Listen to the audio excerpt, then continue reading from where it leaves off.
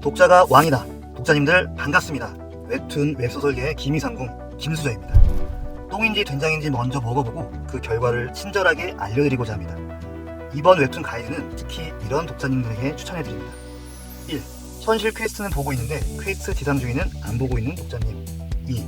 아직은 현실 퀘스트와 퀘스트 지상주의 둘 다 안 보고 있지만 이 중 한 편은 언젠가 꼭 볼 예정인 독자님. 결론부터 말씀드릴게요. 1번이나 2번에 해당하는 독자님 모두 퀘스트 지상주의를 보시면 됩니다. 그 이유는 아주 간단한데요.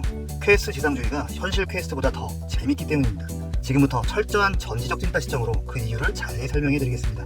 참고로 약간의 스포일러가 포함될 수도 있으니 이후부터는 시청에 유의해 주시길 부탁드립니다. 첫 번째, 이상적인 매력 대 치명적인 매력. 현실 퀘스트의 여주인공은 주아린, 퀘스트 지상주의의 여주인공은 백채린입니다. 우선 현실 퀘스트 주아린의 매력을 살펴보면 1. 예쁘다. 2. 착하다.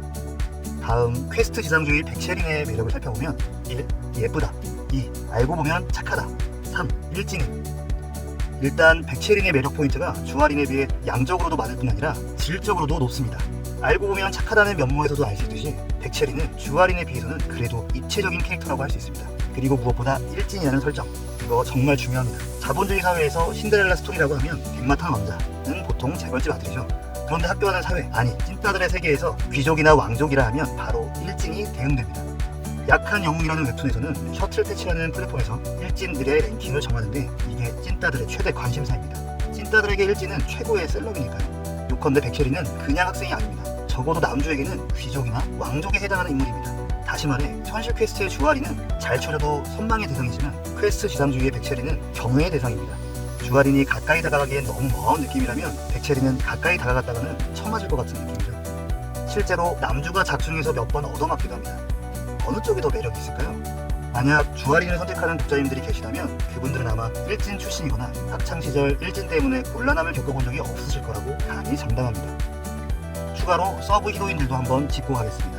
현실 퀘스트는 메인 히로인이 모범생인 만큼 서브 히로인으로 시연이라는 일진 학생을 내세웁니다. 반대로 퀘스트 지상주의에선 서브 히로인으로 모험생 캐릭터인 양소아를 내세우는데 이 캐릭터는 심지어 변태입니다. 예쁘고 착한데 변태기가 있고 남중한을 좋아하는 일편단심. 독자님, 이제 좀 감이 오시나요?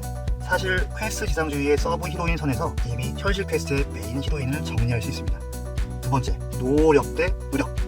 회귀, 전생 또는 환생, 독자가 소설 속으로 들어가기, 게임 시스템 등등 요즘 웹툰이나 웹소설에서 흔히 볼 수 있는 설정이죠. 잘 보면 주인공이 다른 인물들에 비해 경쟁에서 손쉽게 앞서갈 수 있게 해준다는 공통점이 있습니다. 현실의 주인공이 퀘스트를 수행하며 강해진다는 설정은 게임 시스템에 해당합니다.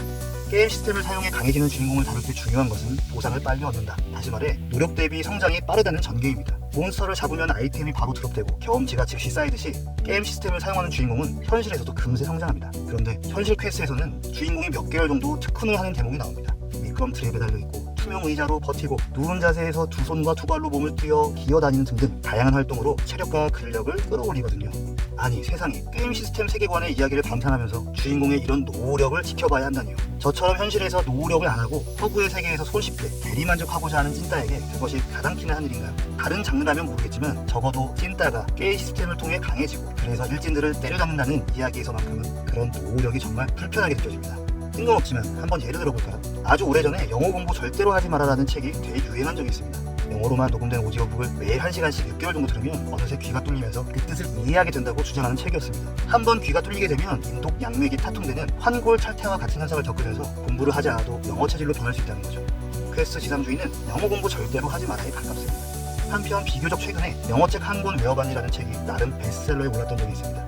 제목만 봐도 알겠지만 빡세게 영어를 공부해야 할 것 같은 느낌이 들죠. 중학교 3학년 수준의 영어책 한 권을 달달 외우게 되면 이후엔 영어 체질로 바뀔 수 있다고 주장하는 책입니다. 현실 퀘스트는 영어책 한 권 외워봤니에 가깝습니다. 간단히 말해 퀘스트 지상주의가 환상을 심어준다면 현실 퀘스트는 제목처럼 현실적이어서 환상을 깨주는 웹툰입니다. 영어 공부를 안 해도 영어를 잘할 수 있기를 바라는 사람에게 영어책 한 권 외워볼래? 하고 권한다면 분위기가 어떻게 될까요? 독자님들, 어떤 작품이 더 산뜻할지 확실히 감이 오시죠? 세 번째, 나보다 잘난 친구 대 나보다 못한 친구. 사랑, 성장에 이은 세 번째 키워드는 바로 우정입니다. 두 웹툰 모두 주인공과 비슷한 처지의 찐따 친구가 등장하는데요. 현실 퀘스트에서는 유지한, 퀘스트 지상주의에서는 양국자입니다.